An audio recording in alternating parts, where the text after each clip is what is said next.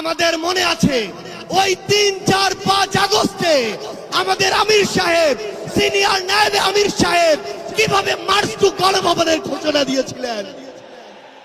আমরা স্পষ্ট করে আপনাদেরকে একটা কথা বলি, এই 24 পরবর্তী বাংলাদেশে আমরা যারা অভ্যুত্থানের সহযোদ্ধা ছিলাম, আমরা যদি ঐক্যবদ্ধ থাকি, আগামীর বাংলাদেশে আর কোন ফ্যাসিস্ট কোন নামে কোন ব্যক্তিকে সামনে রেখে কোন দলকে সামনে রেখে এই বাংলাদেশে দাঁড়াতে পারবে না।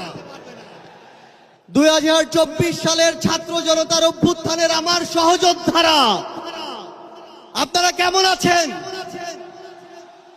আমার সামনে আজ এই ইসলামী আন্দোলন বাংলাদেশের মহাসমাবেশে যে লক্ষ ছাত্র জনতার উপস্থিতি, তারাই ছিল আমাদের জুলাই অভ্যুত্থানের অন্যতম সহযোদ্ধা।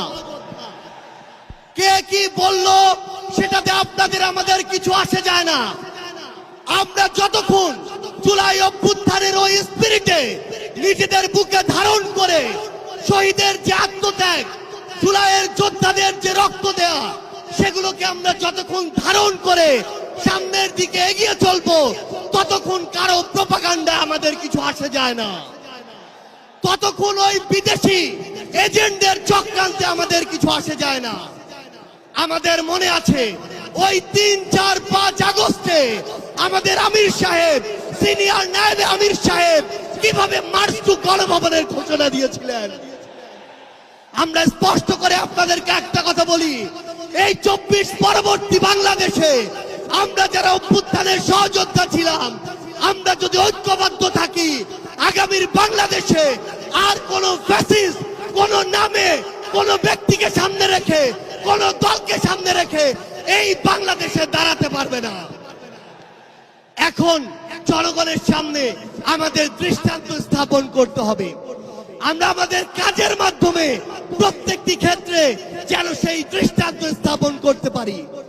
আজকে যখন আমি আসছিলাম, রাস্তার আশেপাশের প্রত্যেকটি মোড়ে আমার ইসলামী আন্দোলন বাংলাদেশের সহযোদ্ধারা ট্রাফিকিং এর কাজ করছে।